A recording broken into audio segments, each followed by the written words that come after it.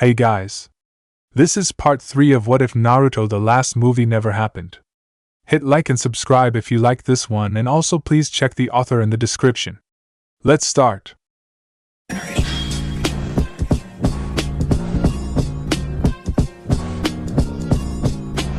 Chapter 13, Two-Man Cell. 2 weeks later, that same Hyuga business brought her back to the Hokage's office. I've come to report that some members of the Hyuga clan still refuse to let go of the enmity caused by my uncle Hisashi's death. I've talked to the clan to stop harassing the visiting Kumo shinobi. I've gotten promises, but I haven't caught the culprits red-handed, Hinata said with a frustrated sigh. She wanted to cry with shame. I'm very sorry, Shikamaru, Hokage-sama. I tried my best to talk to them, but they're so stubborn. Kakashi smiled at her in sympathy. Hinata, you're doing more than we asked you to do. You've nothing to apologize for. Shikamaru and I are working on that. The Kumo shinobi haven't been complaining to us, though. It's not outright evil that's being done, it's glares and menacing stares, mostly. Even still, I feel sorrow for it. I don't want Hanabi to deal with this in the future, so I want to nip it in the bud now, she protested. Rest easy, Hinata, Kakashi said. We might have something that could work. He looked at the invitation on his desk and handed it to her. She glanced at it with a frown, but after a few minutes she said, I'll do it. Kakashi laughed. I knew you would jump at the chance. Hinata, are you sure you're up for this? Shikamaru asked. Yes, she said calmly. It needs to be done. It's a test of our commitment. We need to do this to move forward. Otherwise, this might still come up in the future and sour relations with both villages. Kakashi gazed at her thoughtfully. I wanted to run this with you first, and make sure you're willing to go through this before I even broach the subject to your father. I'll do it, she said again, more determined than before. And we're sending you to Kumo with another trump card, Shikamaru added with a smirk. In fact, I can hear him now. Hinata's heart dropped, but she kept the expression on her face calm. She felt hot, but at least she wasn't blushing as much as she used to. Outside in the hall, a loud, obnoxious voice was saying, Sai. I told you to leave it alone already. Why do you keep bringing it up all the time? Sai's cool voice answering with, I can now, can I? You smell, Naruto. I mean, really, who chases people into a barn filled with animals without checking? They could imagine Sai shaking his head in disbelief. There was a knock at the door. Come in, Kakashi said with a twinkle in his eyes. Shikamaru, Hinata, brace yourselves. In walked Naruto, disheveled and spattered with all kinds of animal shit, followed 2 feet away by Sai, nose wrinkled, and a frown on his normally calm face. Shikamaru coughed, blinked back tears, then gagged. Oh my god! Hinata chuckled, held her breath, walked over to the nearest window, and opened it wide. Air rushed into the office, easing the oppressive smell of manure. Thank you, Hinata, Kakashi said. He looked at Naruto. I hope you caught the guy with all the shit you had to go through. Funny, Hokage-sama, Naruto said. He smiled brightly at Hinata when she finally came closer to where he stood. Hinata, this is our trump card, Shikamaru said, pinching his nostrils. A slimy brown blob slithered down Naruto's uniform and landed with an audible splat on the Hokage's floor. I told you we should have stopped by the onsen first, Sai said. They left 2 days later for Kumo. At the gates, Shikamaru met them before they were off, a firm hand gripping Naruto's shoulder. You have one job, Naruto. One job, only, do not embarrass Konoha. You think you can do that? Shikamaru had said with a pleading look on his face. I beg you, Naruto, Kakashi, the Hokage, had actually said. Don't do anything that will screw this up for Hinata and the village. That's it. Just a simple request. Please, Shikamaru said. Naruto humphed, completely offended by their lack of faith. He could be dignified, he could behave. Was he really that bad? And then he realized he was going to Kumo to meet up with Killer Bee, and when the two of them got together they tended to get carried away and create havoc. He grinned to himself. Shikamaru and Kakashi had a reason to be worried then. Still smiling, he glanced at Hinata. She was looking down, a frown on her face, obviously thinking of something. For some reason, he was glad they were on this mission together. This will be the first time Hinata was setting foot in Kumo. Because Naruto had been to the village before, his job was to help guide Hinata on this mission. The Raikage was celebrating his 55th birthday, which was a special day for the people of his village. He had invited Kakashi to the ceremony. Instead of Kakashi, though, Hinata was there to represent Konoha. Mainly, her appearance was to show everyone that Konoha had forgiven Kumo's attempt to kidnap her all those years ago. This was to put to rest the troubled past and to solidify the alliance that the two nations had. It had taken a lot of maneuvering, but Hinata and her father had managed to convince their family to support Kakashi's request. Though there had been protests from some of their critics, the Hyuga clan had mostly agreed to it. The Hokage had asked, and Hinata was going in his stead to represent Konoha in such a high-profile event. It was not only an honor for the Leaf, but it was also a mark of prestige for her clan, too. "Hinata, we trust you, but you still need to be careful, okay?" Shikamaru had told her. The four of them were standing in the office after Kakashi had just explained to Naruto why Hinata was being sent to the village of the cloud. "We don't want the Byakugan falling into the wrong hands." Hinata had smiled at him, the expression on her face rueful. Her eyes were slightly chiding. "Shikamaru, this is exactly why I need to go to Kumo. I'll be careful, of course, but I think you guys are overestimating the want for these eyes." She then slanted her lavender eyes at Naruto, who held her gaze. She then turned and smiled at the Hokage and his assistant. "I think I'll be fine. You both have me covered in your choice of a bodyguard." "I'm not really your bodyguard, you know," Naruto told her with chagrin as they set off on their journey. "I don't think anyone will attempt anything while we're together." Hinata felt lightning zing through her. While we're together? And it was just going to be the two of them on the trip there. 3 days and nights she would have Naruto all to herself. What was she going to do? She was panicking inside, but she was determined to hold on to her composure even as she worried for her heart. Hinata had a feeling that this trip was going to be the death of her, that he would somehow worm himself more firmly into her being. "Okay, snap out of it." Hinata suddenly snorted at herself. She was being overly dramatic about the whole thing, she told herself firmly. Didn't the past year and a half teach her anything about being confident? That she had skills to rely on, and didn't need to fall apart every time they were alone together? She was no longer that shy 17-year-old girl anymore. She was Hinata, a Konoha emissary representing the Hokage, the Hyuga clan. She remembered the faith that Kakashi and Shikamaru had in her, and she felt her confidence rising back in her. She was strong, cool, and assured. Besides, they were just friends, her and Naruto. Two shinobi on a mission. She had to remember that. Hinata smiled at him, then said, "You're right. From his invitation, the Raikage wanted you to go to Kumo. Killer Bee also sent a request for you. You'll be a guest at the celebration, while I am Kakashi's representative." Naruto's bright smile appeared. "A guest? The Raikage actually wanted me to attend? He's being very nice, considering me and Bee together always seemed to rile him up." Hinata laughed, too. This was good. Friendly chatter. She could do this. And Hinata used her skills to get him talking. On their voyage there, Naruto spent the time reminiscing about Killer Bee and telling Hinata all about his experience at Kumo while he'd been training to get Kurama under control. He told her about fighting the inner demons lurking within him, the ones he'd encountered at the Waterfall of Truth. Though he'd kept his tone light, Hinata heard the emotional toll it had taken on him. She wished she could have been there to lend a supporting and friendly hand. During one of the nights they'd camped, he told her about meeting his mother through her chakra. Hinata loved hearing him talk about his mother, and was happy he'd been willing to share with her his memories of Kushina. He spoke of his mother's youth, of her growing up as an outsider in Konoha, and of how she'd fallen in love with Minato. As he talked, his love for his mother vibrated through every fiber of his being, in the smile on his face, in the timbre of his voice, in the lights dancing in his eyes as he looked off into the distance. When he was done talking, he finally glanced at her, and was startled to see Hinata in tears and pressing a hand to her chest. She gave a teary chuckle. "I'm sorry, Naruto.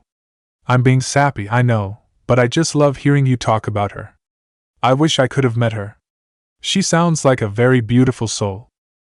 She sniffled into the hanky he'd handed her, and she realized this was the second time he'd done that in the last few weeks. She kept silent, loath to remind him of the last time he'd lost his temper with her.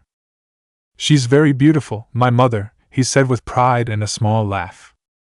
Hinata sighed, wishing someday somebody would speak of her the way Naruto had just done about his mother. She looked up to find his blue gaze on her. "Well, you're very handsome, so it makes sense." The stark silence that greeted her statement made her suddenly realize what she just blurted out. He was blinking rapidly at her, his face was turning pink, but a smile filled with pleasure was forming on his lips. She was red, she knew. Hinata squeaked in panic, and did the one thing she thought she'd never do in front of him ever again. Her pointer fingers came up to the triangle position and tapped against each other. She held his gaze as best as she could, but she copped out a couple of times and had to look down. She looked at him again and tried to cover for her unsolicited compliment. "What I mean is that, ever since the war ended, you've got all these women admiring you. I've seen the way they look at you." He was blushing, but he was still looking at her in amazement. "Oh God," Hinata thought. "Gah! Why the hell did she say that?" It sounded like she'd been constantly watching other women looking at him. Still, he was smiling, but his hand was rubbing the back of his head. He was clearly embarrassed. He'd obviously heard her, and there was no way she could backtrack now. She decided to throw caution to the winds. It was done, the words were out of her, and they were the truth, so the only thing she could do was move forward. "But I always thought you were handsome, you know," she admitted in a rush, her face pink, her pointer fingers rapidly tapping at each other. "Even before the war." If anything, he flushed even redder. Thanks," he finally said. "You might be the only one who thinks that, Hinata. That's the first time anyone's ever said that to me." "Really? That can't be true." She looked at him aghast. "Doesn't everyone think you're handsome?" He finally laughed, dispelling the awkwardness of the situation. "Yeah, right," he said, still chuckling. "Tell that to Sakura and Ino." She laughed, too, then, relieved that he'd accepted her compliment. "Well, to me, you are." Hinata looked at him, smiling at her, the glow of the fire reflecting off his golden hair and bright eyes. She was glad she told him the truth in her heart. It would be so easy to tell him again that she loved him, but she knew it wouldn't be right. She knew she looked foolish, just smiling at him, but these moments with him might never happen again, so she just enjoyed them for what they were. And if she was old and alone, she would replay these memories and remember he'd smiled at her once, with such a tender look on his face. "You're very handsome." "To me you are." Naruto continued smiling at her, feeling pleasure flow within him as he soaked in her compliment. He flinched suddenly as he felt Kurama prick him with a sharp claw. "Idiot! Don't just sit there. You might want to say something nice about her, too." "Right, Kurama," he thought. Something nice about Hinata. Nice. Breasts. Damn, not that one. Naruto grunted in pain as Kurama clawed at him again. TCH. Dumbass. Give me a second. I'm thinking. Hinata, you're very easy to talk to, he suddenly blurted out, and he heard Kurama's rumble of approval. Hinata's face glowed with the strength of her happiness, making him feel so relieved that he'd hit upon the perfect compliment for her. Thanks, Naruto, she said. I'm glad you think that. And he realized he'd meant it. She had an easy way about her that made him feel restful, that when she was silent, he didn't need to jump in and say anything. She picked up a lot of what he meant to say, and not always focused on what he was saying. The fact that he'd shared with her his memories of his mother had surprised him. He hadn't meant to do it, but she'd asked lots of questions about his previous trip to Kumo, and he'd suddenly found himself talking freely about his first time there. He realized he'd never told anyone about it. It was the first time he'd ever talked about his mother with a person. She looked happy as she sighed, just sitting there and looking at the fire. Sometimes she would look at him, or up in the sky, all without talking, and he realized that she was very comfortable in silence, that she was used to just letting things be as they were meant to be. Hinata was so different from the other girls, especially when compared to Sakura and Ino. The two were constantly bantering with each other, and loved to tease and make fun of him. Sakura nagged him like an older sister. When he heard Kiba complain about his older sister, he thought it seemed the same.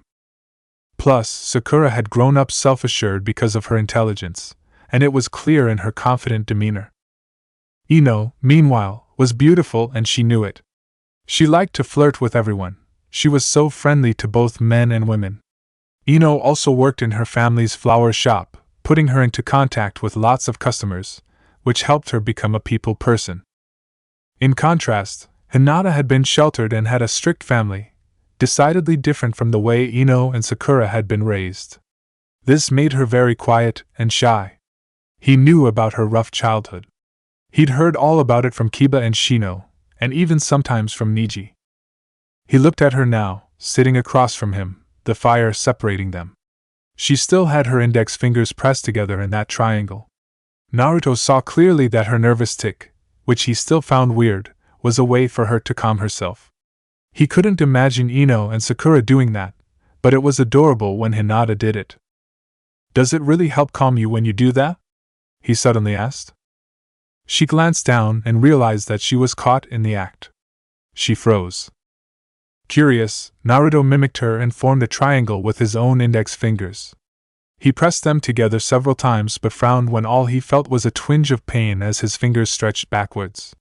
He didn't feel calm at all, but he continued doing it anyway, staring at the point where his two pointer fingers met. There was the sound of smothered laughter. He looked up to meet her gaze. "Do I really look like that when I do it?" she asked, amusement and embarrassment mingled in her expression. Her hand was covering her mouth, but her eyes were finally merry. "I don't know," he said with a grin, but he knew that for him, this nervous tic would forever be etched into his memory as uniquely Hinata's. His eyes filled with mischief, he tapped his fingers again while looking at her, and she laughed freely this time. "Oh God!" she groaned. They sat laughing for a while until they looked up and saw that the stars were twinkling and the moon was out. They had an early day tomorrow. "Time for bed, I think," Naruto said, and he was filled with regret. He wanted to spend more time talking with her, but they still had a hard journey to Kumo. They needed the rest. He looked at her. She was sitting on a log, more relaxed as she'd given up her nervous tic. Her elbows were on her knees now, one hand supporting a cheek as she smiled at him. Her long hair slid from her shoulders and framed her face, her shining lavender eyes. Naruto realized with surprise that he was in the presence of one of the most beautiful women he'd ever known. He suddenly wanted to reach out to touch Hinata on the cheek. He must have moved to do so because she abruptly stood up. "Okay, good night, Naruto," she said as she quickly ran to her tent. He shook his head, but he was still smiling. Man, some things never changed. She was still weird, and she still could run. Chapter 14 Kumo. The first person they saw when they got to Kumo was Chuji, his big frame standing at the village gates. Beside him, Karui, Omoi, and Samui also waited. "Naruto! Hinata!" came his booming, jolly voice. "Chuji! What are you doing here?" Naruto asked with surprise. "What? Shikamaru didn't tell you guys that I was sent ahead?" he asked with a pout. "Hi, Chuji," Hinata said with a smile. She turned to the Kumo shinobi beside him. "Karui! You're looking wonderful. I haven't seen you in months. Not since you guys came last time to Konoha." "Hinata!" Karui said. "You're looking lovely as always." Hinata waved the compliment away as she proceeded to hug Karui and Omoi. The aloof Samui only accepted a brief kiss on her cheek. Naruto was looking at all of them in puzzlement. Again, he was left feeling bereft, until he remembered that Kakashi had mentioned the intermingling of the villages as the main purpose of these missions. This was what he meant. While Naruto had been away, the Kumo shinobi had visited Konoha and had formed friendships. Hinata and Chuji had clearly been the ones who'd guided the three in their trips to the Leaf. "Yo, Hinata! Yo, Naruto! Welcome to Kumo! Make your eyes glow!" Everyone groaned, but Naruto laughed as he heard the terrible rap lines and turned to see Killer Bee striding up to greet them. Octopops! He yelled with happiness. Ready to go as Naruto. My shinobi crew in tow. Don't you know? There was a snicker from Chuj and Karui. Hinata's hand was covering her mouth. Killer Bee looked at Naruto impassively, then he whipped out his notebook and muttered, Shinobi crew, don't you know, as he wrote the lines down. He held out a fist to Naruto, who answered with his own. The two men smiled at each other. Killer Bee then looked at Hinata. Pretty girl, thanks for coming to Kumo. They all walked through the town on their way to the Raikage Hall, and all around them, Hinata could hear people talking about her, straining to catch a glimpse of her. The kidnapping attempt during her youth should have been a secret. Not many people knew of it, but rumors had flown over the years and it had become a sort of urban legend. But here she was, a Hyuga with a Byakugan in the land of Kumo, the bogeyman in the flesh. Though she'd known what she'd been required to do on this mission, she still felt uneasy being the focus of so much curious attention. Unconsciously, she found herself stepping closer to Naruto until she was almost tripping him. Sorry, she said with a flush as she bumped into him for the 100th time. HM? He said. Then he took one look at the tiny frown on her face and held out his arm. Here, was all he said. And Hinata felt herself melting at Naruto's gallant gesture, wrapping an arm around his firmer one. They continued walking and Hinata forgot about her anxiety as people continued to observe her and her fellow shinobi. Somehow, his solid presence beside her distilled every anxiety she was feeling. She floated, loving him and his instinctive act to help her out. Killer Bee glanced at the slender arm on Naruto's, the glow of love on her face, and the clueless look on the boy's face. He shook his head. He then rapped a beat in his head, Damn, Ninja Naruto. You're the worst Romeo. So dense, so fucking slow. Get with the flow. Bee's eight-tailed beast, Gyuki, addressed Kurama in the psychological plane they shared. Your boy's got shit for brains. Ugh, don't remind me. How long has it been? She's loved him for years. That long? He could be lying on a bed naked with this girl, but he's still this dense? Not even sure he knows what to do when he gets her naked on a bed. The two beasts laughed. Naruto felt the rumble but ignored it. He couldn't hear Gyuki and Kurama clearly, but he knew they were making fun of him. He was talking to Omo about the Raikage party for tonight. Omo was looking gloomy and Naruto was trying to get him to see the merits of having a nice party to celebrate life. When I'm that old, I hope to be alive, you know, and Hokage. My friends will be there and I'm going to celebrate my birthday party for days, Naruto said. Oma sighed. I don't think I have that many friends, or that I'll even live past this year, much less get to 55. Naruto huffed. God, you're so depressing. Killer Bee looked down at Hinata, who was smiling now. She tried to take her arm off Naruto's. He glanced down at her, then he placed his other hand over hers, telling her without any words to keep her hand where it was. He turned back to Omo and said, Cheer up, Omo. Don't get so down. It's a party for the Raikage, after all. It will be fun.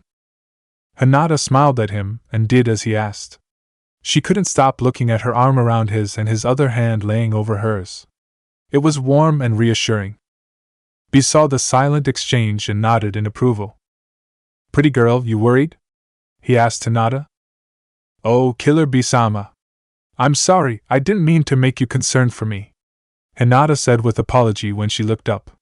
She smiled at him. I'm not worried at all about being here in Kumo. I'm just a little overwhelmed by the attention. It always happens the first time I'm in a new place, but I usually get over it. In fact, I'm feeling a lot better now. Bee smiled. Yeah, I know. The lights are back in your eyes. Hinata laughed. That's beautiful. Maybe you can add that to your rap? Already did. Check it out, Hinata Hyuga with the Byakugan eyes, your happy smile, my big prize. It's the truth, so hide your surprise. The Raikage, older but still impressive in his muscular form, met them with a lot of pomp and thanked Hinata for coming. The Konoha and Kumo shinobi all talked about the missions that they'd been on the last year and a half. Everyone agreed that it had all been a good idea to make sure that the villages were exchanging information and visiting with each other. The memories of the Great War were talked about. Throughout it, Naruto did his best to smile even as he felt the spurt of grief, remembering the people he'd lost. He sighed, wishing the ache would ease, but it always lingered. Hinata's eyes found him just as he was struggling to stay positive. She smiled at him and he suddenly felt lighter. The structural problems that never seemed to leave the shinobi world were being discussed now. But there was hope that the mingling of cultures was bringing people closer together. It wasn't until later that the Raikage dismissed everyone. "Business is finished. Now it's time to party," he said with a gruff laugh. Everyone left quickly. After that, they had all changed for the party, except for Naruto, who insisted on keeping his mission gear on. He wanted to preserve the illusion that he was still working. He promised Shikamaru and Kakashi that he wouldn't embarrass Konoha, and especially Hinata. By remaining in his uniform, he knew he wouldn't be able to forget himself and go all out, particularly as he watched Killer Bee take another swig of sake and belt another line into the microphone. Naruto resisted the urge to cover his ears. Thank goodness the party was held outdoors, out on the beach, so the sound of terrible karaoke didn't do much damage to people's hearing. This beach was the Raikage's favorite place in the world. There was music and lights. The atmosphere was relaxed, considering the Raikage was the kind of person that he was. Naruto was talking to a shinobi from Kumo, but he was trying to keep his eye out for Hinata. The last time he'd seen her was a few hours ago, when they were talking with the Raikage. When she showed up at the beach, his heart dropped. She saw him, smiled, gave him a little wave but headed first toward the Raikage. The older man took her hand in his and raised his voice. "I would like to thank Hinata Hyuga of Konoha for gracing us tonight. She represents the Hokage and is my honored guest. Kumo and Konoha, together here. I hope that our alliance continues to endure the test of time." There was polite clapping. Then the Raikage found Naruto's eyes through the crowd and announced, "And of course, Konoha's Naruto Uzumaki is here as an honored guest, too." All eyes swiveled to him. Naruto wanted to sink into the sand, hating the attention, but he only smiled at everyone, hoping he didn't look as sick as he was feeling inside. Killer Bee chose that moment to perform one of his songs, making Naruto melt with relief when everyone turned to watch him murder the lyrics. Drinks started flowing more rapidly as everyone's attention moved away from the Raikage, who stood talking to Hinata. They were then joined by other guests who looked dignified and important. Naruto, meanwhile, was irritated. He didn't know how to get rid of this woman, who'd come up to him when the Raikage had pointed him out. She was going on and on about her plans for the rest of the night. His mouth was tired from trying to keep the smile on his face. "My place is close by," she was saying as she touched the zipper on his uniform. "If you wanted to change into something more comfortable, my brother left some clothes that you could borrow if you want. You look a little warm in this jacket." "I'm fine," he said, trying to keep his annoyance from showing as she kept up her chatter. He wanted to watch Hinata in peace as she worked. His quick glances at her indicated she was fine, though. She smiled and listened to everyone, giving the people around her due attention. They were beaming at her as she nodded and talked, her eyes latching on to the speakers in that earnest expression she always had. She looked composed as she spoke with all these high-ranking officials from all the other villages. Instead, Naruto had to spend his time with a stranger who wouldn't stop touching him. He sighed inwardly, but he didn't have the heart to be rude. He didn't want to leave the impression that Konoha shinobi were ill-mannered. Hinata took a sip from the drink one of the dignitaries handed her. Her eyes widened, appreciating how good it tasted. It was different from champagne she'd had before. She took another swallow from her flute. "Yes," the man from Kiri was telling her. "The Raikage has been sending us some shinobi to help out with our ANBU force, just to show us some new techniques. Do you think you can talk to your Hokage about doing the same thing?" "I will, Lord Yoisehai, but I can't make you any promises," Hinata said, falling back on her standard responses for situations like these. The gentleman nodded. "Fair enough. But do let us know if Kakashi-sama can spare the personnel." He glanced at her empty glass and handed her another one with a grin. "Be careful with these.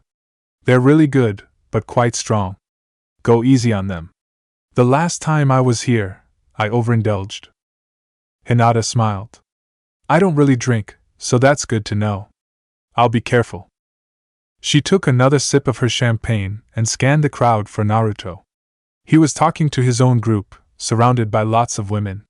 She tamped down a feeling of annoyance. It was only natural, she thought.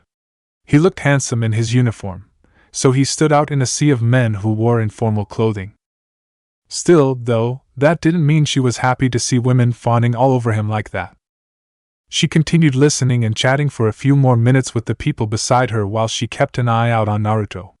There was a woman with wavy brown hair and blue eyes who was particularly pushy. She was flirting aggressively with Naruto, reaching up to touch his hair, patting him on the chest and arm. Hinata released a breath and turned back to Lord Yoshihai. She kept the pleasant expression on her face, kept talking to the representatives from Kiri who were now joined by more people IWA. She knew her duty, of course. She was still working, but she couldn't help her eyes as they continually drifted towards Naruto. Another glass replaced her empty champagne flute. Hinata hid her surprise. She didn't realize she'd already finished her second glass. Still, she calmly discussed politics, talked about the daimyos and their inability to make decisions, expounded upon policies that hopefully would improve the plight of the poor, conversed about the social programs that different villages were implementing, all while watching Naruto and the woman who never left his side. Finally, when Hinata couldn't stand it anymore, she drained a little bit in her glass, made her excuses as gracefully as she could, and started walking towards him. Really? Whoever this girl hanging on his arm was, she needed to go away. A sultry whisper, then a giggle assaulted Hinata's ears as she got closer to them. Naruto, seriously, wouldn't you feel better if you took off your jacket? Hinata heard the woman say in a husky voice. Oh, hell no. They were close enough now that she could see Naruto frowning at the woman. It was only a moment, but Hinata subtly activated her Byakugan and touched the woman on the arm, putting slight pressure on one of her sensitive chakra points. It briefly immobilized the woman and prevented her from reaching out to touch Naruto again. The arm fell down limply to her side. Her own sudden pettiness shocked Hinata. She didn't know she had it in her to be this wicked. It sobered her enough to quickly deactivate her Byakugan and release the jutsu on the woman before anybody could notice. What the hell was she doing? Hinata cursed inwardly. It must be the drinks. She'd had 3. She needed to calm down. She was still working and she couldn't believe she was willing to use her Byakugan to do harm to this poor woman. But there was something about the way the woman was hovering over Naruto that provoked her temper. Hey Ran, Hinata said quickly, trying to cover up her guilt and embarrassment for her attack on the woman. I'm sorry, I didn't realize it was you from far away. I couldn't see you clearly. Ran blinked at her, recovering, but still unaware of what had happened. Hi, Hinata. I have an SE. Hinata! Naruto said with obvious relief at her coming to interrupt them. Are you done talking to everyone? Oh good, she thought with relief. He hadn't noticed she'd used her Byakugan on Ran. Naruto, you want to go somewhere else more quiet? Hinata said, ignoring Ran, who was still looking confused. Yeah, he quickly replied. So Hinata grabbed his arm and dragged him towards the water, putting as much distance between them and the aggressive flirt, away from the noise of the party. Naruto could only gaze at Hinata with wonder when they stopped. They were standing by the water's edge. He could hear the waves lapping at the shore. Hinata just seemed to keep changing, always surprising him. Tonight she was wearing a red strapless dress, her shoulders bare and exposed. Her hair was swept up in a high ponytail, leaving her graceful neck exposed as well. The dress hugged her upper body but flared off at her waist and fell to above her knees. Around her tiny waist a thick, black belt was wrapped. He could see the muscles of her calves, tanned and toned, peeking just under the skirt. She wore no shoes as he saw her tiny feet in the sand. He remembered Kankuro's words again, wow. She looked different from when she was at Suna, but she was still working on this diplomatic mission, wasn't she? Naruto, she said with a smile when she finally turned to face him. Are you enjoying yourself? You looked like you weren't. Sorry I took you away from the party, from Ran. He hadn't realized he'd been frowning, so he smiled at her. Oh no, don't worry about it. Truthfully, I'm glad you came and got me out of that situation. She blushed and looked flustered. She wasn't meeting his eyes as usual, and her gaze slid away from his, coming to light upon a figure approaching them. She then grabbed a couple of glasses from the passing waiter and handed one to him.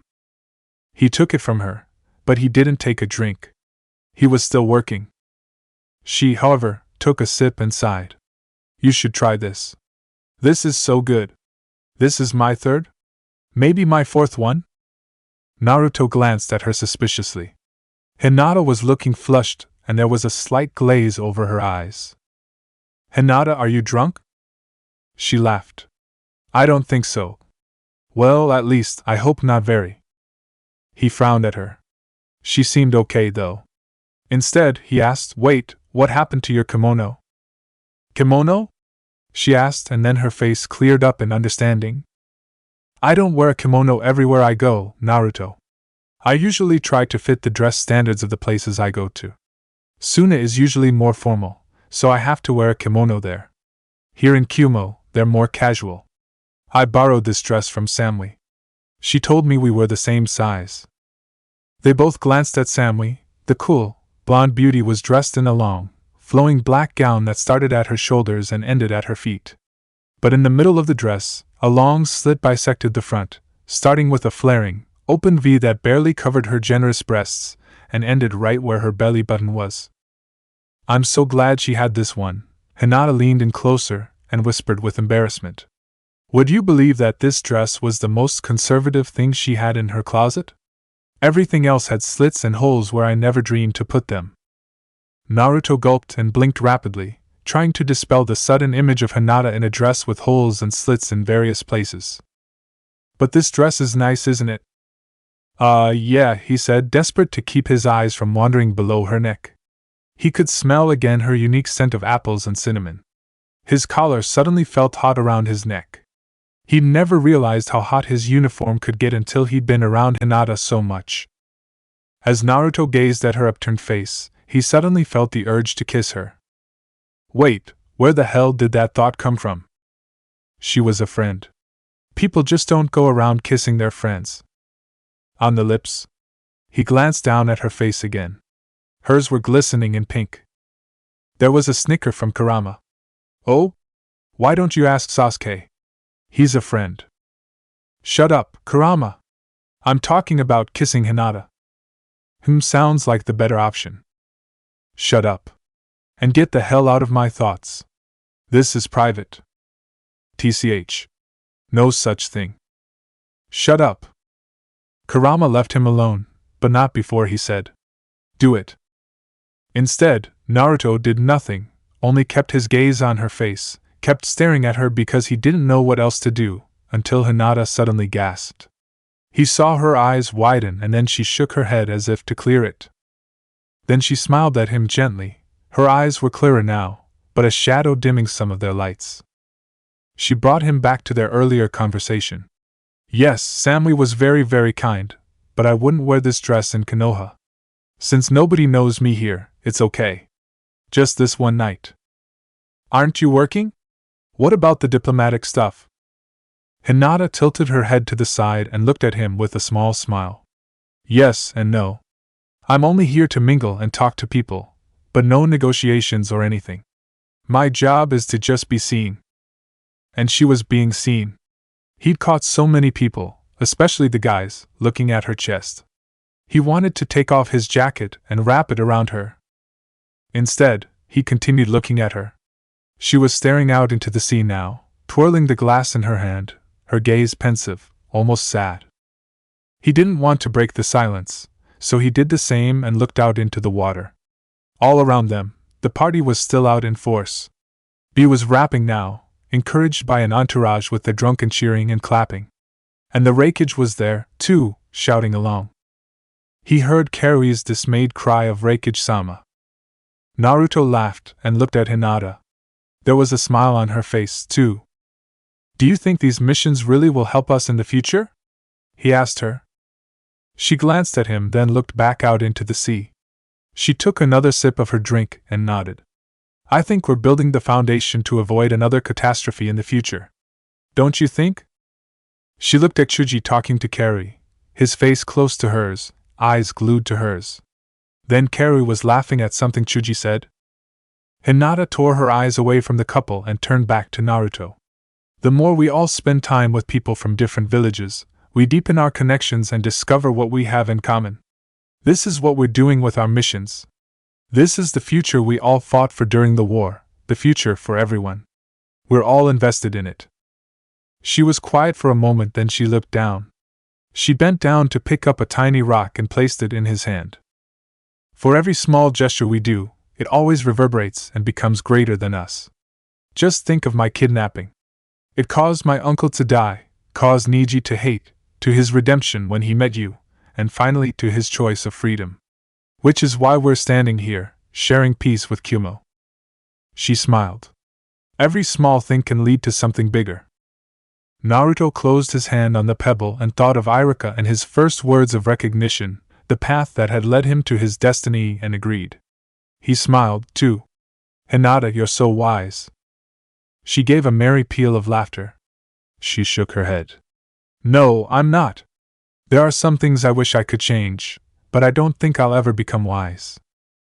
She looked at him, her eyes deep lavender pools.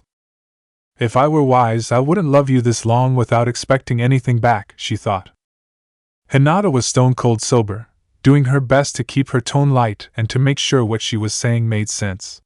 Forcing herself to marshal her thoughts kept her calm and prevented her from freaking out. For one breathless second, she'd seen an expression on Naruto's face that had filled her with hope, that maybe he would lean down and finally kiss her, as he'd gazed at her lips for a long moment. But when he hadn't, the stark reality of his rejection had brought her crashing back to earth. They were friends. He wouldn't do anything like that if thought of her only as a friend. She had to remember that. With enormous effort, she'd pulled herself back from tipsiness to alert consciousness. She sighed inwardly. Liquid courage had its limits. The drinks had eased her nervousness around him, had helped her converse properly, but she wished she'd gone beyond that and done more, maybe leaned into him again. What if?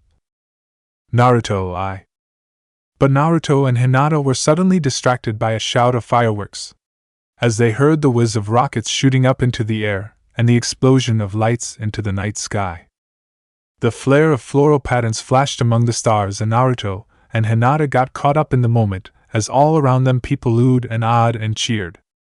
When it was over, the Raikage stood up shakily on a dais, a bottle of sake in his hand. His gruff voice rang out strong and clear into the night. Thank you for coming. 55 is a great age to be alive. I hope to live a long, prosperous life. Here's to our lasting peace. Hinata sighed. She'd missed her chance. Naruto smiled at her, a question in his eyes. He was holding up his drink. She smiled back at him. They clinked their glasses and took a drink. Peace, indeed. Thanks for keeping me company while I took a break, Naruto, she said. I have to go back to work now. Okay, he replied. Hinata gave him one last smile and left him standing on the beach. She shook her head. No more alcohol for her. It made her do stupid things, like imagining something that wasn't there. She thought he'd wanted to kiss her, that maybe she'd heard regret in his voice as she walked away from him. Chapter 15. A Bottle of Sake. A few months later, Naruto found himself holding a small sake cup as the Kazekage poured him a drink. Thanks, Gaara, Naruto said with a grin. Happy birthday, Naruto, Gaara said. Their cups met, and both of them took a sip. Gaara sighed and nodded his head. They were finally meeting, years after the war, for that promised sharing of sake they had talked about during their fight against Obito. It was a private pub, closed only to the Kazekage and his honored guest. The sake pub owner had been ecstatic to shut down his shop and reserve it for the current Kazekage and the future Hokage. Tonight would be the stuff of legends. Though they lamented the time it had taken them to finally meet like this, both Gaara and Naruto were still happy to be able to get it done. It was even more significant that today was Naruto's 21st birthday. Gaara had just been simply too busy as Kazekage. Suna also had fewer resources than Konoha, so it had taken them longer to rebuild their village. Naruto, meanwhile, had been just as busy in his travels all over the world. But he was finally going home, and this was going to be his last stop before he headed back to Konoha. The message from Kakashi was tucked inside his backpack. Everyone's back. We're just waiting for you. After 2 long years of traveling, of visiting places he'd never been to before, of meeting different kinds of people, he was finally going to be able to go home for good. While he was able to learn a lot during these missions, what he understood was that he loved Konoha and loved being a shinobi of the leaf. He looked at his friend, at Gaara smiling at him with such a calm expression on his face. Despite the distance between their 2 villages, they still shared a connection and a bond. Naruto took a sip of his own sake and sighed. He liked it, but he needed to be careful. It was very good sake, but he knew his limits. He chuckled, thinking of Rock Lee and his limits. What is it? Gaara asked, still with a smile on his face. I was just thinking of Lee, that time he drank sake by mistake thinking it was medicine and developed a whole new fighting style. Gaara remembered too, and he laughed as well. Such a long time ago. The Kazekage took another drink. We've come a long way since then, haven't we, Naruto? From mortal enemies, to fellow vessels of tailed beasts, to shinobi, to being leaders of men. Both of them so similar, their lives filled with so much darkness and pain. The lonely childhood, the fight to gain recognition, the need to be acknowledged for their worth as human beings and not monsters to be feared. But hopefully, now, to sharing a future that had been worth the lives of so many. Naruto grinned at him. Before taking another drink, he lifted his cup in a salute to Gaara. Yeah. They were silent for a while, the two sharing the quiet and just simply enjoying the taste of sake, the clear, sweet flavor and the burn afterwards. Gaara then steepled his fingers in front of him and gazed at Naruto with a serious look on his face. Have you changed during these past 2 years? You've traveled so much while I've stayed in Suna. When Kakashi-sama and the rest of the other Kages talked about this phase and the plan to rebuild the world, we all thought it was a good idea. Was it? Naruto leaned back and squinted at Gaara. Yes. He took another gulp of his drink. Gaara's face eased. Then I'm glad. It seemed like a sacrifice to ask everyone to leave home. Naruto shook his head. No, it wasn't a sacrifice. We were able to get home after months away. I think we've all come to learn to love home but also appreciate other villages. There's a lot of things we all share, and it makes our bonds stronger. It's something to think about for the future. When I become Hokage, he wanted to add, but something held him back. It seemed presumptuous to voice the thought to his friend. But Gaara smiled in understanding. Everyone will welcome it, Naruto. They're all waiting for you. Naruto laughed. He hoped so. He really hoped so. Sometimes the pressure he put on himself got too much. He wondered whether he could do it alone. But looking at the Kazekage and how he'd worked with others, had sought the counsel and the help of others to make decisions that affected everyone, Naruto felt that as long as he did his best, people wouldn't let him drown. But he was glad Gaara was here and knew how he felt. Naruto took another drink when he saw Gaara take a sip of sake from his cup. I can't say the same for everyone, Gaara, but I think I'm more determined to protect this peace. Let's hope everyone feels the same way, too, Naruto. Hope, Naruto murmured quietly as he stared at his sake cup. He turned his gaze back to his friend. Yes, we can't lose hope because that makes us give up. If we do, then nothing gets done in this world. Gaara laughed. You speak the truth. Naruto grinned at him. Gaara, I'm looking at living proof right before my eyes. Gaara looked momentarily startled, looked at Naruto solemnly, then bowed. Thank you? Naruto continued speaking as he poured himself another cup. It was a good plan, what you Kages envisioned. Traveling made me see a lot of the damage from all the wars our nations have fought, and I realized that there are still a lot of problems that haven't really been dealt with. But at least now, it's a little bit easier and life isn't such a struggle anymore. I just want everyone not to worry about survival, you know. Gaara nodded. Yes. It's not perfect, but our world is getting better as we all work together to build it. Naruto smiled. And to change it, to make it brighter for the future, too. They shared another laugh, then took another drink, letting the silence swallow them again. The Kazekage gave Naruto a sideways glance. After some hesitation, he said, "So you're heading home soon?" Naruto laughed, lifting his cup. "Oh yeah? I can't wait." "Be safe in your travels," Gaara said, then added cryptically, "I think I will see you sooner than you think. There have been recent developments that will take me more in the way of Konoha." Naruto frowned. Gaara was shimmering, for some reason, and he was having trouble concentrating on his words. "What development?" He shook the suddenly empty bottle of sake. "When did that happen?" He reached for the one across from him, the one closest to Gaara, and poured himself another cup. Gaara laughed shortly. "I'm not at liberty to discuss it." Naruto took another drink, this time, straight from the bottle. It seemed like the more he drank, the thirstier and warmer he got. "Oh yeah?" Gaara took one look at Naruto's flushed face and called the pub owner to their table. "May I have some water, please?" "Water? I don't need water," he said as he swayed towards the Kazekage, who was looking concerned. A frown was forming on his normally calm face. Naruto's mind picked up on it. He tried to smile. "Gaara! Come on!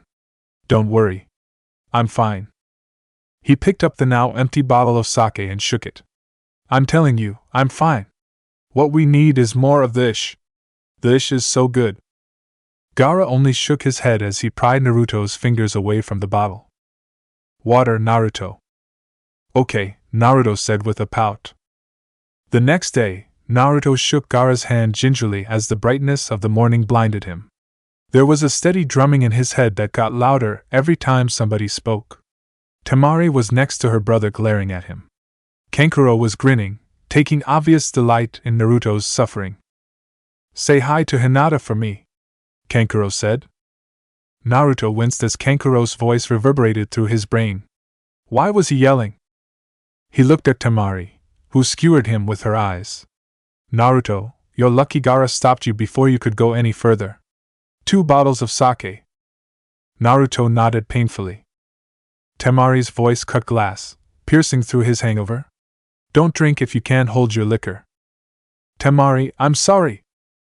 His head was bowed so he missed seeing her lips twitch at him in sympathy. Gaara smiled and held out his hand to him. "Have a safe trip back to Konoha, Naruto." Naruto grasped his hand and looked into Gaara's green eyes. They shared a look of mutual respect as they parted friends. Not monsters, not Kages, but friends. Naruto continued home intending to go straight for Konoha, but his plans seemed to have a life of their own as things took a different turn. He felt the prickle of consciousness, the familiar chakra touching his. He was on a path right outside the outskirts of a small village. It was afternoon, and he could hear crows flying up in the distance as the disturbance in the air caused them to take flight. Naruto waited for his friend to show up. Sasuke. Sasuke stepped away from the shadows and walked up to Naruto. They hadn't seen each other in years. Naruto.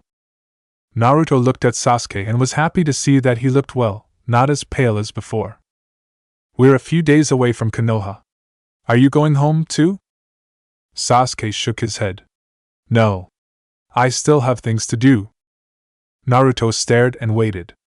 Normally, he would tease Sasuke, but his friend had sought him out, which meant there was something serious going on. "Kakashi sent me a message about what you guys are doing, while you're traveling, too." This time, Naruto grinned. "So he kept you in the loop then. That explains it. I wondered why we never ran into each other in both our travels. You avoided me." Sasuke laughed shortly, his eyes briefly crinkling with humor. "Stupidity can be catching. I didn't want to be infected in case I ran into you." "Ha!" Naruto only replied. But Sasuke became serious again. "Your path and mine differ. I think what you've learned these past 2 years is different from what I've learned about myself." Naruto understood. Though they had shared a pain from their pasts, Naruto was actively seeking out a road filled with light. Sasuke, meanwhile, was content to live in the shadows. "Yeah, But I think it still doesn't change the fact that we're both shinobi of Konoha. Sasuke nodded. No, nothing changes that. But even with that, don't you want to go home?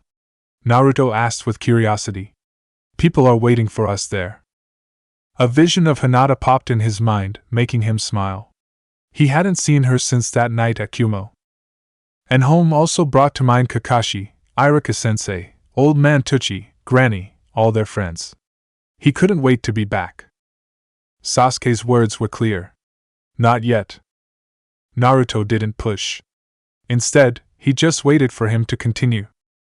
Sasuke took out a piece of paper from his cloak. Can you give Sakura a message from me?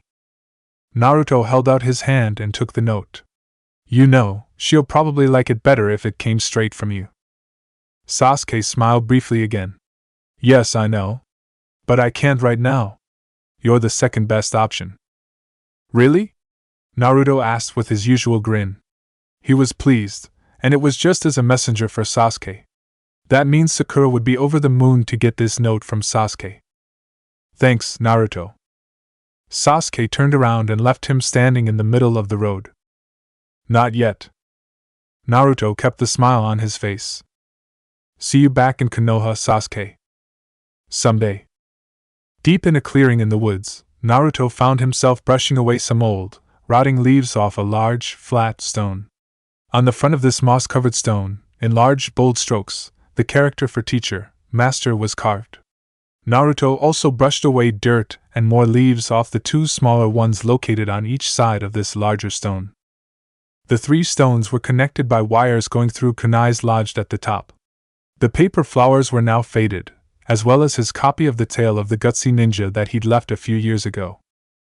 Naruto twisted the metal cap off the bottle he held and poured a few drops of sake into the cup. He raised it to the sky and took a sip. He then put his palms together and bowed his head. A few minutes later, he raised his head. He capped the bottle again and sat down in front of Jiraiya's memorial. Ero-sennin, sorry it took me a while to come see you.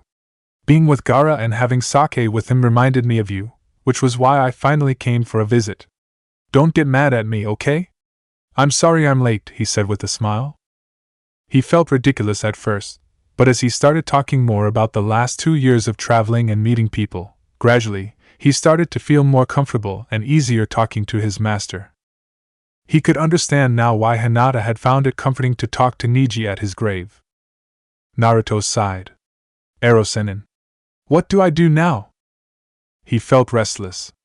These last 2 years, he'd come to accept that protecting the peace not only in Konoha, but in pretty much the whole world, would be difficult. Peace didn't mean that problems would stop. There were still too many issues to deal with.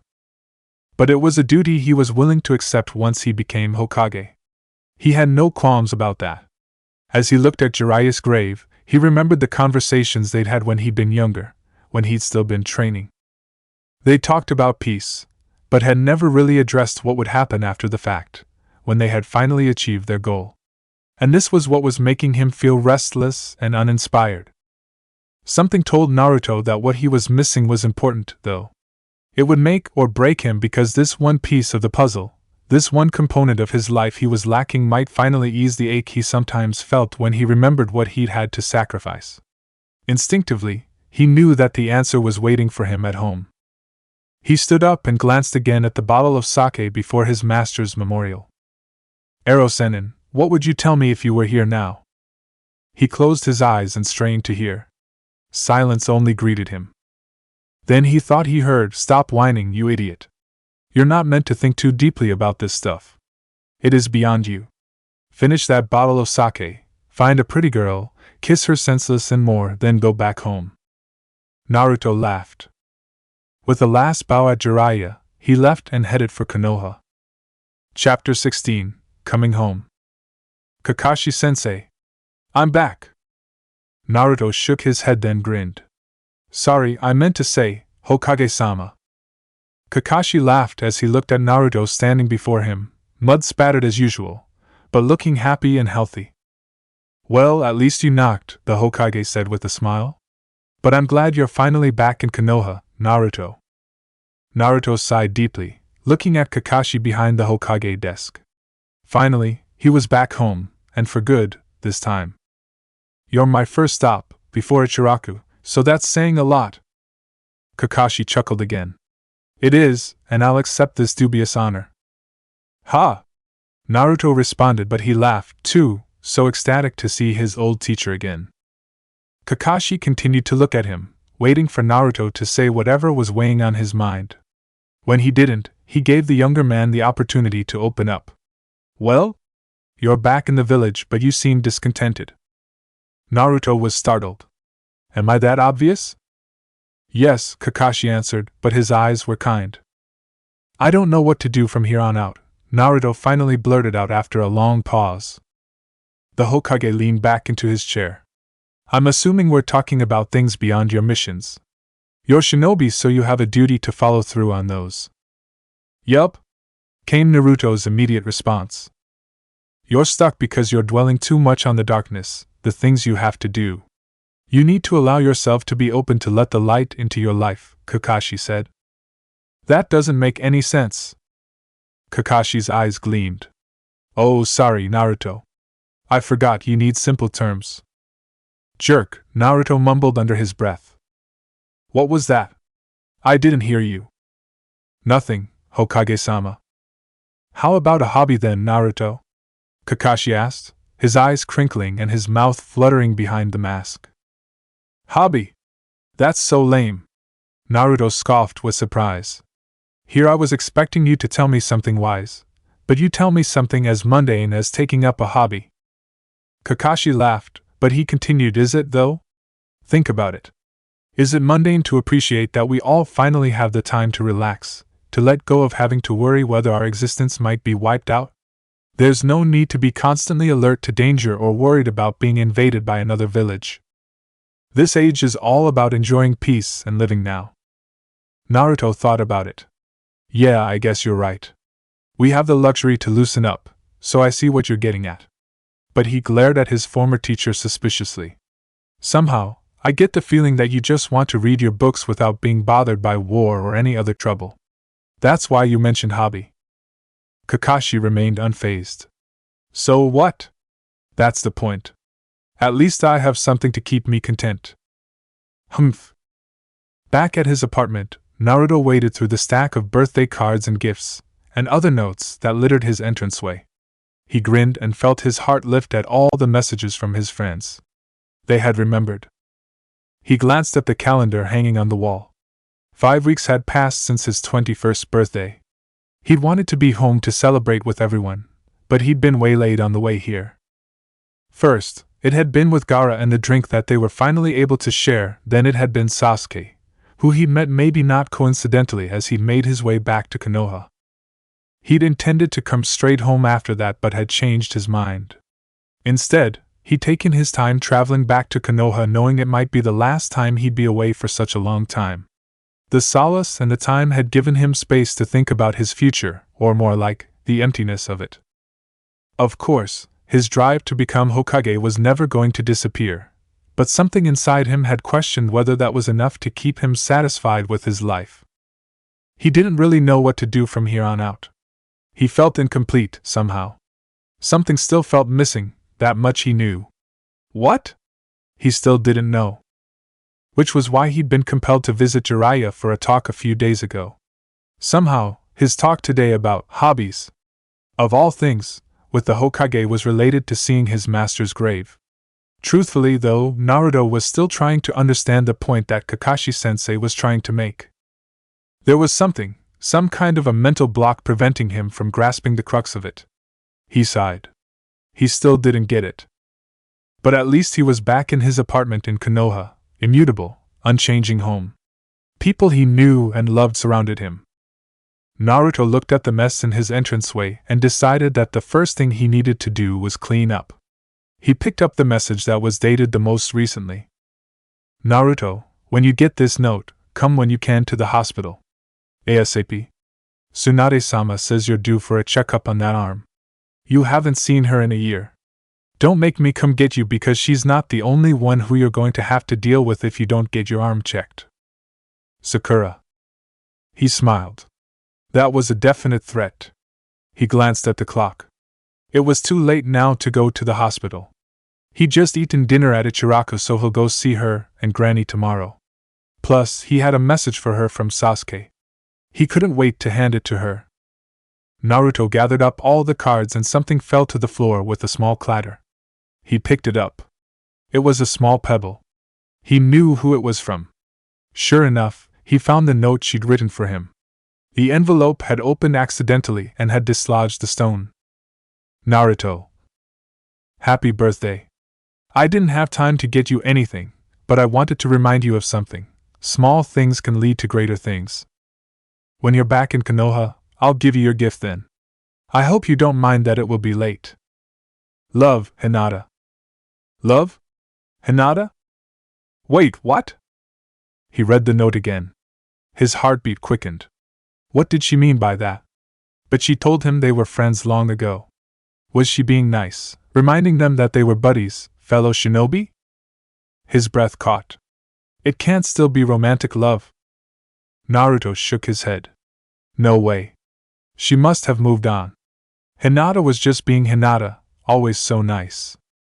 But as he read her simple words, he felt like he'd truly come home. He felt warm and restful inside. He hadn't seen her since their mission together at Kumo. It had been almost 4 months since then. Chuji, Hinata and Naruto had gone straight to Konoha a few days after the Raikage's birthday party. But as soon as they'd stepped foot in Konoha, Hinata had been called away to IWA soon after. Kakashi had gotten word that Lord Ruma had a business proposition and had wanted Hinata to handle the negotiations. Maybe after his checkup with Granny, he would try to find her tomorrow. He wasn't even sure if she was back in Konoha. He suddenly felt excited. He hoped she was home. Hopefully, he can run into her tomorrow. Maybe he can ask her about the note she'd left. Love, Hinata. He smiled. Temari? Naruto shouted the name in disbelief, disrupting the stillness of the morning. He heard the flapping of wings as the startled birds flew up into the sky at the sound of his voice. Shh! Not so loud! Shikamaru hissed. The two were standing in the middle of the street. On his way for his checkup to the hospital, he'd run into Shikamaru, who was holding a book in his hand with the title, A Handbook on Intervillage Marriages. He'd held it up to Naruto and grinned. Research, he said. For me, and Chuji. Naruto could only stare at Shikamaru in wonder. His friend was getting married. And maybe even Chuji too. Look, I'm telling this to you because you're kind of like a best friend to me, Shikamaru said. She's already said yes. We're just ironing out the details because she's not from Konoha and she's the Kazekage's sister. There's a lot to deal with. You're really good friends with Gaara, so I know he'll probably get in touch with you too. He was blushing. Of course, I've already told Shuji and Ino, but I'm trying to keep this low-key, so don't go blabbing it to everyone, you pain in the ass, Shikamaru said. Shikamaru, why Temari though? Naruto was still reeling, completely bewildered by events he just couldn't comprehend. He recalled Gaara's words the last time they met, and realized this was what he'd been talking about. She's beautiful and all. And she's not that bad once you get to know her. But Temari's so scary though. She's got a temper that can snap at any moment. Shikamaru laughed. I know, but I love her, and she makes me happy. There was an expression of tranquility on his normally languid face, making him look more attractive than usual. He just looked so satisfied. Shikamaru gave him a sideways glance. Naruto, you should try it out for yourself, you know. Being happy with a person. Happy? Naruto thought as they said goodbye and he walked towards the hospital. What exactly does that mean? When was the last time he'd felt happy? It was right after his battle with Sasuke and after the fight against Madara was won, when the Allied forces had finally secured the peace they had fought so hard for. That was the last time he'd felt really happy. But from the expression on Shikamaru's face, it looked like there was another kind of happiness that he wasn't experiencing. Something that he didn't know about. You should try it out for yourself, you know. Being happy with a person. Naruto pondered Shikamaru's words. With a person. So happiness was a choice? The concept just never entered his mind. He'd struggled all his life to keep the darkness away, the pain of loneliness and rejection, and that had been difficult enough. Life had all been about enduring and accepting things he couldn't change through no fault of his own. It was all he'd known. But Shikamaru seemed to be saying Naruto could rise beyond it and actively choose to seek happiness, that life wasn't just about continuing to bear burdens. Shikamaru had lost a father and a mentor, but he'd decided to be happy. He'd obviously made a choice to be with Temari. Choosing a person. And Naruto suddenly remembered his own mother saying something like this when he'd first met her. She'd mentioned filling life with happiness, despite her, and him, becoming a Jinchuriki. He was a few paces from the door to the hospital, still puzzling about it when one of his kois, the young generation he was helping to train, approached him. "Naruto-senpai!" he yelled. "Hokage has a message for you and is awaiting a reply." "Yo, Takuto!" Naruto said in greeting. He held out a hand. "Let me see." Takuto handed Naruto the scroll and he read through it. Kakashi wanted him to deal with another issue at a neighboring village and was wondering if he could go next week. Since the village was also close to where Captain Yamato was stationed, they could kill two birds with one stone by combining a visit to his former captain and helping a village. He was about to tell Takuto his response when he found the younger man's attention drawn away from him. He was peering through the hospital doors with a goofy expression on his face. "Takuto! Pay attention. The hell's wrong with you?" Naruto asked with irritation. Takuto turned his dreamy gaze back to Naruto. "Senpai, you're friends with Hinata-senpai, right? You think you can introduce me to her?" Naruto frowned, but he quickly turned his head and followed Takuto's gaze. Sure enough, he could see Hinata's dark hair through the glass of the hospital doors. His heart started beating more quickly. She was sitting with another girl with long dark hair too. It was Hanabi. "What do you think, senpai?" Takuto asked. "I just want to talk to her first." Naruto continued glowering at him, keeping his temper in check, his mouth shut because he wanted to curse at the younger man. Takuto only stared at Hinata through the hospital doors. He suddenly shuddered with delight, and his eyes brightened as he gave another dreamy sigh. "Maybe I can even ask her out on a date someday." Heat flared inside him. Naruto suddenly felt like hitting the boy. "You're only 17. You're too young for her. Don't even think about it. She won't even look at you." Takuto shook his head and only looked at him with disbelief. "She wouldn't do that. I heard Hinata-senpai is always nice to everyone. She'll talk to me, I think. One of these days I'm going to get up the nerve and speak to her." "Man, get the hell out of my sight. No way I'm introducing you. You're not going near her." Naruto growled roughly. "Tell the Hokage I'll do it. I remember the village elders so I can help them out. Plus I want to see Captain Yamato." Takuto frowned at him, took one last look at Hinata through the glass doors, and left with a huff, mumbling about his superiors abusing him. "Damn it!" Naruto cursed. Why the hell did he lose his temper like that? Chapter 17, Tsunade's Truth Bombs. He shouldn't have lashed out at Takuto like a maniac. Naruto sighed. He was going to have to apologize to the boy next time he saw him. He didn't know what had come over him, but the thought of introducing Hinata to Takuto had triggered something in him. His steps slowed as he walked up the stairs to the hospital entrance. He could see them through the glass doors. Hinata and her sister were sitting on the chairs in the waiting room. There were a couple of small bandages on Hanabi's cheeks. Naruto entered the doors, but they were in deep conversation so they hadn't spotted him yet. He quickly ducked behind a wall, one of those glass ones that wasn't completely clear. He could only see their hazy images, but he could clearly make out Hinata's hands picking at the leaves and small twigs stuck in her sister's hair. They were talking about the recent Chunin exams that had been postponed because Konoha and the stadium had to be rebuilt. Naruto had forgotten that it was around this time that the tests were usually held. He strained to hear their conversation. His heart gave a happy leap when he heard the clear tones of her voice. "Good news! I'm so proud of you! You guys were the third team to come in with the scrolls," Hinata was saying. "Shino said you were great during the second round. Lots of smart decisions and very quick thinking when faced with obstacles. Do you know who you're facing in the third round? Konohamaru, Hanabi said with relish, making her opinion of the boy clear. Konohamaru, Hinata repeated with dismay. Her voice turned teasing. He's such a sweet boy. I've always liked him. Now I don't know who to root for. One-sama! Yelled Hanabi. Now you've just made me more determined to beat him to a bloody pulp. That's what I'm afraid of. You never know how to hold back because you're so bloodthirsty, purred Konohamaru. Hanabi giggled. Hinata laughed, then brushed at the lock of hair that had fallen over her sister's eyes. She gave her sister a squeeze. But Hanabi, do your best. That's all that matters. I know. And I'm going to win. I'll show you. Somebody else then came to talk to them, but he couldn't hear what the other person said. Naruto then heard chairs scraping as they stood up. He realized that they were done at the hospital and were going home. Are you sure you don't want to stay here at the hospital tonight, Hanabi?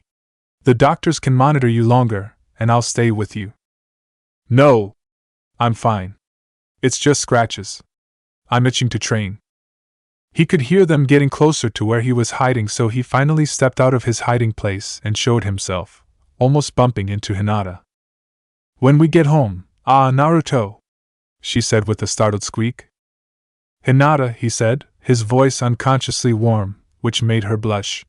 He looked at her and realized that he missed her all these months he hadn't seen her. He missed their conversations. Her face was flushed, but her eyes were gently smiling at him. All he wanted to do was gaze at her face, but he turned to her sister and said, "Hi, Hanabi." She looked at him with suspicion, then she did something that forever endeared her to him. Hanabi stepped in front of her sister as if to defend and protect her from him, one arm holding her sister back. Instead of feeling insulted, Naruto was oddly touched by the gesture. It had been an instinctive action, and it spoke of the love and respect she had for her older sister. He grinned at her but looked back at Hinata. Chunin exams, huh? Brings back a lot of memories. She laughed, too, remembering the first time they had all grown closer, him, her, and the rest of their classmates. Yes, it does. They continued smiling at each other without saying a word until Hanabi grew impatient. She folded her arms. So you heard then? I made it through the third round. I know Konohamaru's your protege and everything, but I'm going to crush him. Naruto chuckled. You can try. But he might surprise you. Hanabi only gazed at him. Her lavender eyes, so similar to her sister's, were cool and assessing. He squirmed under her scrutiny. Damn, Naruto thought, as he finally understood why the Hyugas were waiting for her to be clan leader. She glanced at her older sister, then back at his face. There was a slight widening in her eyes, but she humphed. Naruto kept the smile on his face. Hanabi. So young, but there was the same fierce expression on her face that he'd seen on all of the Hyugas. It reminded him a lot of Niji. I'm expecting both of you to give it your all, he told her. I know firsthand how you Hyugas fight. The Chunin exams was where I proved myself. You guys probably will, too. This match between you and Konohamaru will be amazing to watch. I can't wait to see it. Hanabi's eyes gleamed with sudden appreciation. He didn't know it, but he'd just given her the best compliment by acknowledging her worth as a warrior. It earned him her undying respect. She turned back to her sister and declared, One-sama, if he's really the one you want, he'll do. Hanabi! Hinata said with a shriek and an apologetic glance at him. There was confusion on his face. Want him? But Hinata quickly said, Are you here to have your arm checked? I saw Tsunade-sama earlier today. She said you were in town and she's expecting you. He nodded and held out the bandaged arm. It was dirty, and it needed some changing. She's going to give me hell for this. She smiled in sympathy. Yes, she will. Hinata glanced at her sister, who was staring at her face with a gleam in her eyes. Before Hanabi could say anything, she placed her hand over her younger sister's mouth and said, I'm taking Hanabi home, so I'll see you around? Naruto grinned at both of them. Yeah, I'll see you guys around. Bye, Hanabi. Hanabi stepped away and stood back a little away from her sister's reach. She inclined her head regally into a little bow. Naruto-sama, she said coolly. His grin widened. The sisters headed for the entrance. He watched both of them leave, still a smile on his lips. As they were about to step out, he saw Hinata reach out and tuck a stray lock of her sister's hair behind her ears and cup her on the cheek with the scratches. Hinata said something that made Hanabi beam and look up at her older sister with adoration. They walked down the steps toward home. Naruto looked down at his hand. He wondered how it would feel if Hinata touched him the way she just touched her sister's face. Damn, he thought, what the hell was wrong with him today? He was frowning as he made his way towards Tsunade's office. Unbidden, he recalled their earlier conversation 4 years ago, when they'd been sitting in front of Niji's grave. Her asking, "How do you feel about me?" "I don't think I love you the way you want me to." Naruto went red with embarrassment and disappointment as he remembered his answer to her question, and something else too.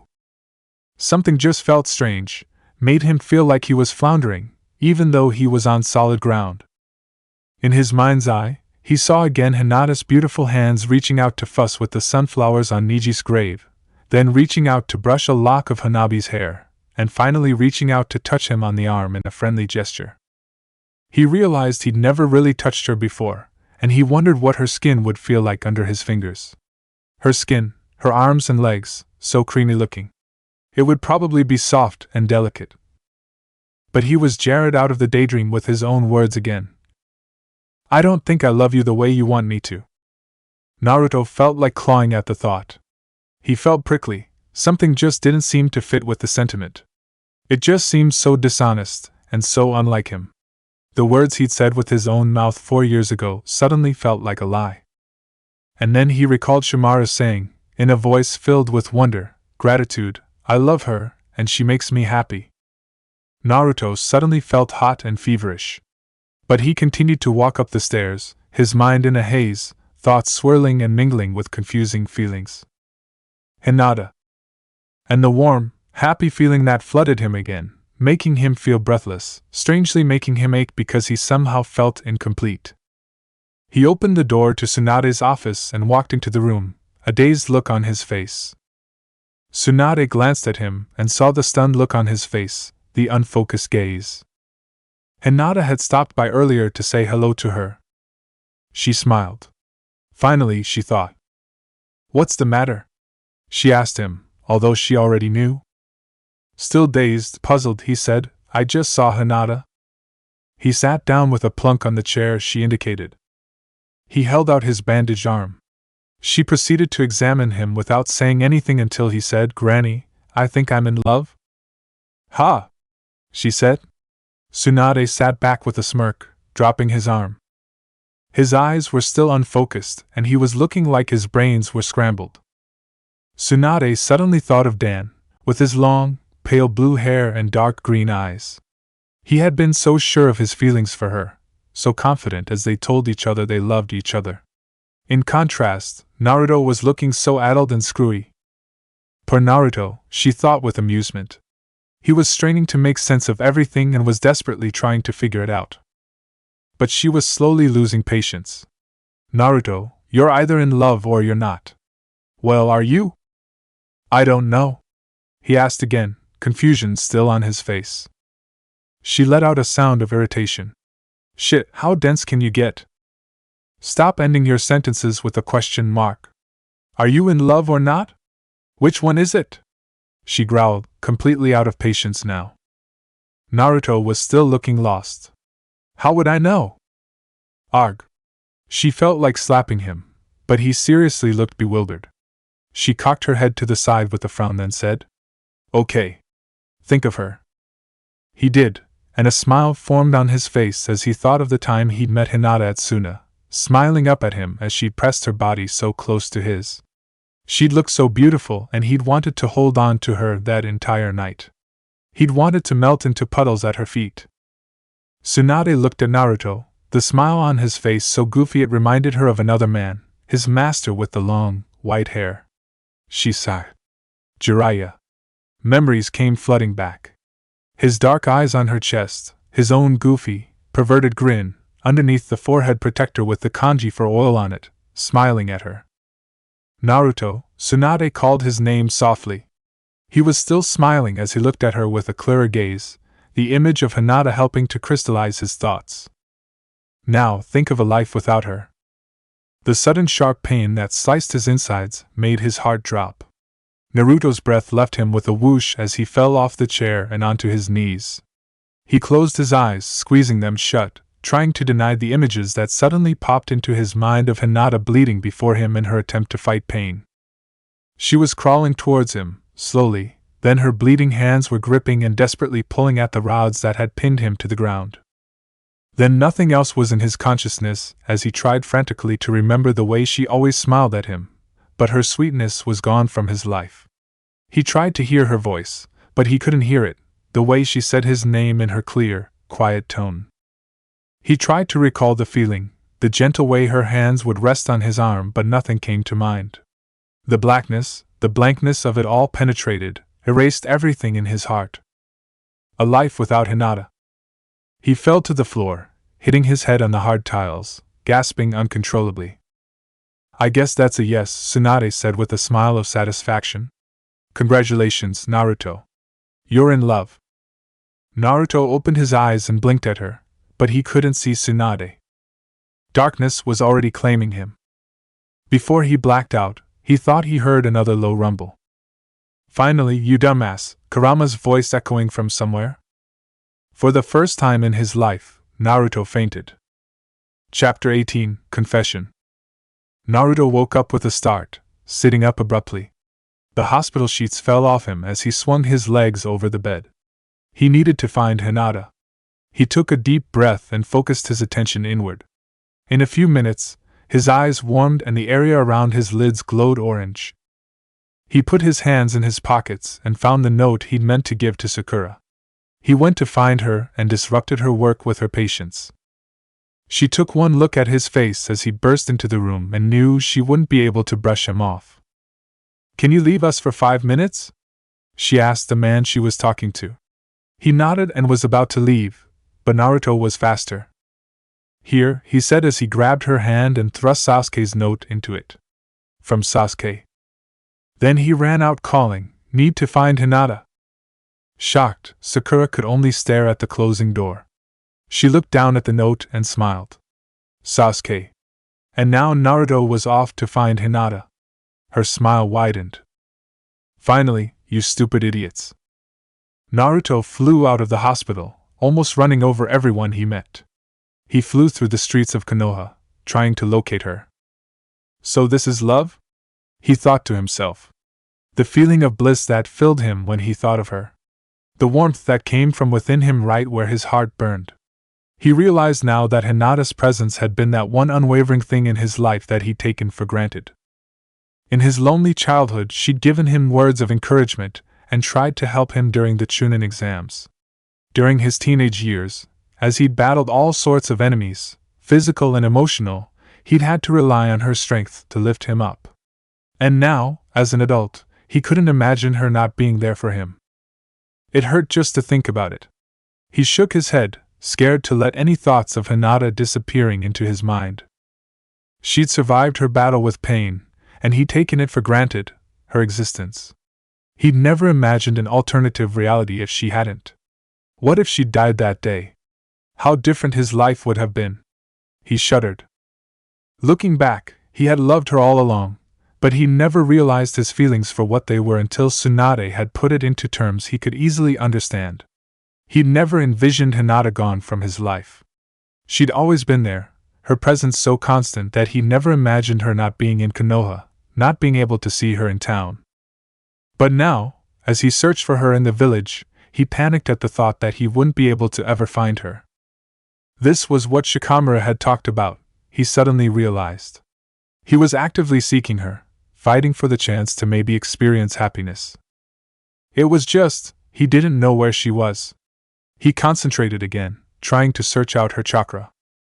Hinata, where the hell are you? He probably shouldn't be using his sage mode this way, but he needed to find Hinata as quickly as possible. He was getting desperate, but he would eventually find her, and he wouldn't let go. Naruto didn't know what to do with these feelings, but instinctively, He knew that she would be the only person in the world who could help him. He finally found her at the Ninja Academy, but cursed when he found her with other people. He wouldn't be able to talk to her now. He forced himself to calm down. He found a tree, hid up in the branches, and watched her from afar as she stood in front of about 12 students. They were at the school training grounds. Her Byakugan was activated, one palm out and the other held close to her waist. "Okay, come at me, then," she said in her gentle voice. He saw several of the young boys grin knowingly at each other, and Naruto recognized signs of trouble from these mischief makers. As one, all 12 came running at her. She smiled, then whirled around, arms up to block whatever limbs came within her sphere. As she did so, she adjusted her movements to attack, and in a flash, she sent them flying back. One of the girls, though, managed to land a hit with a foot on Hinata's shoulder. Hinata said, "Good," as she grabbed the girl's ankle, twisted her own wrist, and sent the girl flying through the air, as well. "Keep it coming," she said, panting. "Your taijutsu skills need some work. Don't flail wildly. Remember, keep your arms sharp. Movements must be quick. Concentrate all your power to the side of your palms." The second round of attacks came from all of them again, but Hinata held them off and sent arms and legs flying again. Naruto watched the graceful way she moved and fell in love all over again. Damn, she was beautiful, and he was such an idiot for not seeing her for what she was. Try to anticipate when a blow will come, then soften your muscles. It won't hurt as much. When you attack, sharpen it up. Attack hard. Defend soft. All you need is to pay attention to your opponent. The students were panting. She smiled. "Okay, guys, I'm giving you a warning. I'm going on the attack. Remember, soft and gentle, anticipate the blows." And she flew straight into the crowd of preteens, hair flying as she twisted and landed blows on arms and legs, shoulders, thighs. The sound of flesh hitting flesh and grunts of pain filled the air as she landed everyone on their butts. A few students were able to defend for a few minutes, but eventually they, too, fell to the ground. Naruto shook his head, his heart full of pride. It was no use. Hinata had been training in taijutsu since she'd been 4 years old. There was no way any of the kids could match that type of experience. The kids were breathless. When they were able to finally breathe, one of the girls yelled, "Hinata-senpai! Give us a break!" Hinata deactivated her Byakugan. She grinned at them. "Okay. You're right. I've got Byakugan, so it's not fair. But you're going to be facing opponents who will have an advantage over you. You can't give up." She then nodded. Her eyes seeking, she found her targets. "But that doesn't excuse those of you who have Byakugan, though." She stared pointedly at 2 boys who had the same lavender eyes she had. "Naoki and Hiroto, you better get better the next time I come back. You guys haven't been training." The boys glared at her for calling them out, but she only raised a brow. "Any complaints?" They shook their heads. She then turned to everyone. "Okay, we're breaking for 20 minutes. Go get a drink. Make sure you all bring a towel. I'm going to make you work." There was grumbling. "Listen, we are shinobi. We all want to get better, right? The more training you do, the better you get. One of these days, you guys will be able to kick my butt. But until then, I'm going to kick yours. Everyone, let's get stronger together." They all smiled at her, then left. She watched them go with a smile. "Hinata!" Naruto suddenly burst in. "Ack!" She shrieked with surprise but quickly whirled around to look at him. Her hand was up in her taijutsu stance, Byakugan already activated, ready to kill him. She breathed a sigh of relief when she saw him and disengaged from attacking. "Naruto! What are you doing here at the academy? Are you helping out too?" He flushed, suddenly embarrassed and unsure, but still pulsating with feeling. He wasn't sure how she was going to take it, but knowing Hinata, it would probably be okay. Still, he was floundering. He stepped closer. "No, I actually came to find you." "Me?" she said with a startled look. "Yeah, you." He took another step closer until she was only a foot away from him. "Hinata, I love you." Hinata blinked, unsure of what she just heard. Her brain actually blanked, went completely white. Nothing penetrated her mind except Naruto's flushed face looking at her with a glazed look in his eyes. She had to take a moment to process his words. I love you. Just like that? She asked, still reeling with surprise. And then she laughed softly. Of course. It would be exactly the way Naruto would declare his feelings. So blunt and so direct. No romance or sweet nothings whatsoever. He wasn't the type to sugarcoat anything. Just simply, I love you. She could imagine what she looked like, hot, sweaty, and tired. She was flushed, and she knew her hair was a mess. She'd been working with the kids for the past hour. She glanced down at the footprint on her shoulder, and she was also probably very dirty. He, meanwhile, was wearing his orange sweatpants. His hair was standing on end. It looked like he'd just gotten out of bed in a hurry. His shirt was carelessly untucked. One of the straps of his sandals was hanging loose. Looking more closely, there was a small gash covered with a tiny bandage on his forehead. They were at the dusty training grounds at the Ninja Academy. She grinned at him. This wasn't how she'd imagined his declaration of love would be. She'd envisioned candle lights and a starry night. But somehow, it all seemed fitting. It was perfectly Naruto, perfectly what he always did. The smile she aimed at him was tinted with teasing suspicion, though. Are you sure? He looked at her, and she saw the truth. Her amusement died. I love you, he said again. It was in his eyes, burning brightly, the sincerity, the intensity. She didn't know what to say, and he didn't seem to need an answer. Still holding her gaze, he continued, Hinata, I love you. I ache with it, I don't know what to do. When I imagine you disappearing from my life, I feel empty, like I don't know who I am. You were always there during the moments that I needed you most. You made me strong, made me feel like I could continue and endure. You made me feel like I could do anything. You believed in me, always had faith in me. Naruto ran both hands through his hair roughly, making his hair spikier, making him look even crazier. He took a deep breath. I'm sorry, Hinata. I know I'm babbling and I don't really know what I'm saying, but don't stop me. Just listen.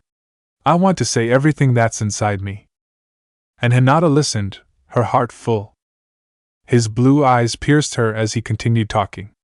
I watched you with Hanabi at the hospital yesterday, and I saw the way you touched her. I want that for myself. I want to feel your hands on my skin. I want you to say my name, to say Naruto in the way only you can. I want you to smile at me. She smiled at him then, her eyes misting. But he didn't stop. He continued to look at her. The words were still coming out in a rush. I want you to tell me that you love me again. And I'll tell you right back that I love you too. I'm sorry it took me years to figure it out.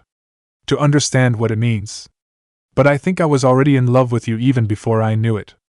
I just didn't know that it was love. That's why it took me so long to realize. His face was tight, anxious, and Hinata wanted to reach out and finally touch him the way she wanted to, but she waited for him to finish. Naruto kept talking. Hinata, I know I'll never be good enough for you. You're everything I need, but I don't know what I can give you. I don't know a lot about love, but I'm here now. I give you myself, even my life, because that's all I have. Then he finally stopped. He blinked at her, suddenly embarrassed, uncertain. You once told me you loved me, a long time ago. Do you still love me? He asked. Oh, Naruto. She laughed again, softly, and raised her eyes to his. She hoped he could see the love for him she'd held on to all these years. I never stopped. His breath came out in a sigh. He finally smiled at her, so golden and bright, relief etched in his face. He looked like the world was lifted off his shoulders. He'd said everything he'd wanted to say, not giving her a chance to say anything. Hinata waited expectantly, but he only stood there smiling at her. She was going to have to take the lead then, she thought with a laugh. Shyly, she said, so now what do you want to do about it? For an answer, he stepped closer, mere inches away from her. Hinata, would you let me kiss you? I can't stand the mystery of not knowing what your lips taste like. Her heart dropped, but she laughed in surprise. I meant, did you want to go out on a date with me? I was waiting for you to ask me out. She looked into his eyes. But I guess this was a better answer. Oh, right, he said, turning red as he laughed. But I still want to kiss you. She flushed and nodded.